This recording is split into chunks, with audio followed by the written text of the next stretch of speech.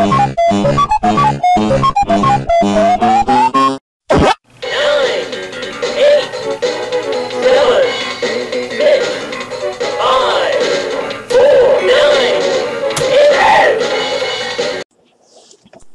there everyone of YouTube, Vaughn here, and today is the first episode of my Pay-to-Play video series.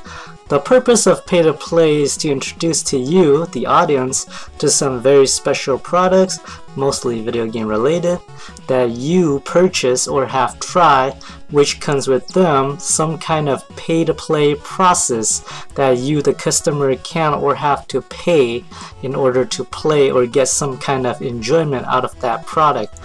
So today we will discuss the main point of the product, what it is aiming for, and if the pay-to-play is actually worth the money or just a ripoff. So today for episode 1 we look at the classic NES series for GBA. The classic NES series is a collection of GBA cartridge which features NES games that were either released by Nintendo or third parties like Konami, Namco, and Hudson to commemorate the 20th anniversaries of Nintendo Famicom in Japan. Here in NA we have the classic NES series. Over there they got the Famicom mini series, so that's for the Japan side of the equation.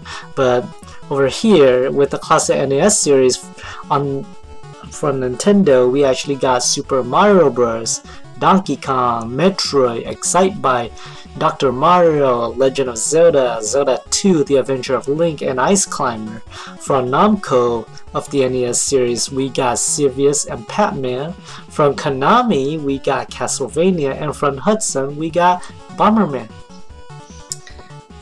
Okay, so what's the point of the classic NES series for Game Boy Advance? Well, the classic NES series are basically classic games which you can play on your Game Boy Advance. So basically what Nintendo is giving you is like, it's time to celebrate the NES's birthday, so we're gonna give you some old games on your new Game Boy Advance. And that's pretty much what they do. Gonna give you the NES experience on the GBA. So they even released their very own NES thing, GBA SP. So if you are a modern player and you want to experience how an NES game feels like, then you can get your very own classic NES style GBA SP. Or if you just want to live with your nostalgic experience like before, you could pretty much get that too, and with those classic NES games as well. But you also had to remember that Nintendo is not releasing these classic NES games like all others. So unlike Capcom, unlike Sega, unlike Atari, unlike Activision's, Nintendo is not gonna give you a big collection of a cartridge and put all their NES games or dump all of their NES ROMs into that cartridge and say, here, there's the classic NES series inside this cartridge for you. Nintendo is not gonna do that. You will have to buy each and every one of those cartridges for a measly 20 bucks. And that's how you will have to do to play classic NES games. So you're not gonna be able to have a collections of one game or one collections of all the games that are supposedly to celebrate the NES. So that's one thing. It's nice for a Nintendo to actually celebrate the NES side. When it comes to gaming, the NES is indeed the most important platform. It is indeed the platforms to revive the video game industry, I should say, over here in North America and elsewhere in the world. But I have to say, as much important as that NES is, and as much important as the games are on the NES, re-releasing it for the GBA and re-releasing it as if it was a GBA game, that is not a good sign, because these are not GBA games. These are just regular NES games. They are basically just a ROM, an NES ROM, mind you, put inside a GBA card. And if you notice, GBA cards has a larger memory files in there, so they have larger spaces in there for a whole ton of gameplay features. Nintendo could easily put all of them into a collections, but yet they choose not to. So if you are a GBA collectors, this might be something for you. But if you just want to buy the classic NES series just for collection purposes, then that's up to you. But if you want some value out of these games, you're not gonna get them with the NES Classic series. Basically, you're just throwing money at Nintendo for giving you a mediocre product. So each GBA games or each classic NES games that you have to buy costs you 20 bucks. It definitely will cost you 20 bucks just to have 12 of those NES games. And if you times that 20 by 12, you actually pay them $240 just to have 12 old NES games on your GBA. So with $240, you can basically buy yourself a GameCube and a whole ton of games for the GameCube already, because at the time when the GBA was around, GameCube was still around, and as I remember, GameCube is not that expensive, and GameCube games are not that expensive. Third-party GameCube games are around the 20s and 30s, and first-party GameCube games are around the 30s and 40s, or maybe some 50s as well.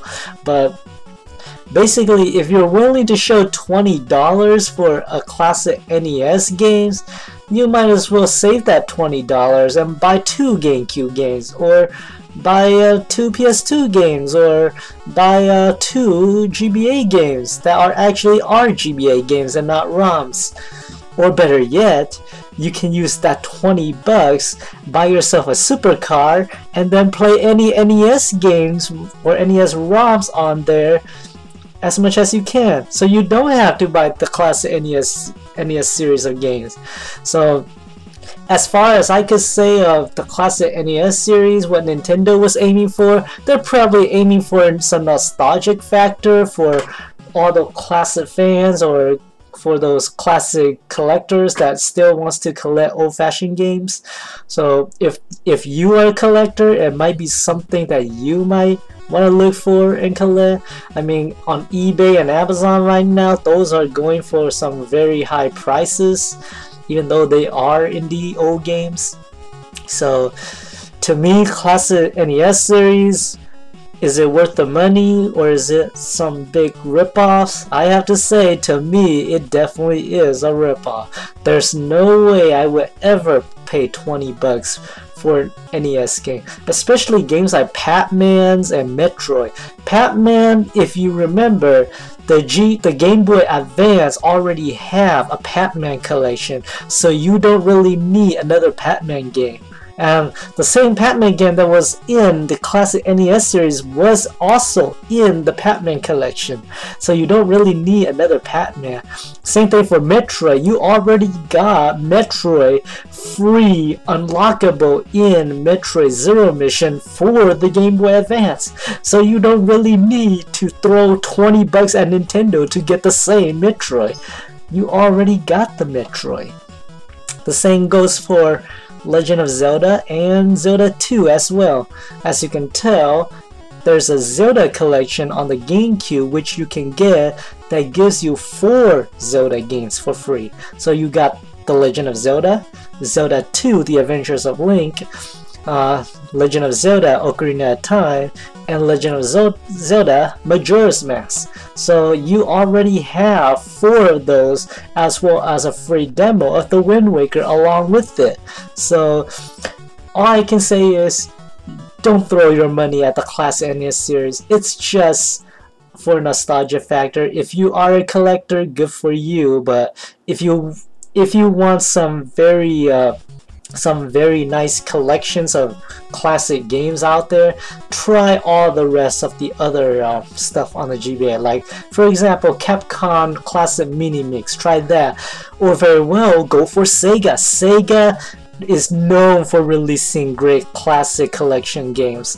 They got the Sega Smash Packs for GBA, they got the Sega Arcade Galleries for GBA, they even got all of those Sonic 2-in-1 for the GBA as well.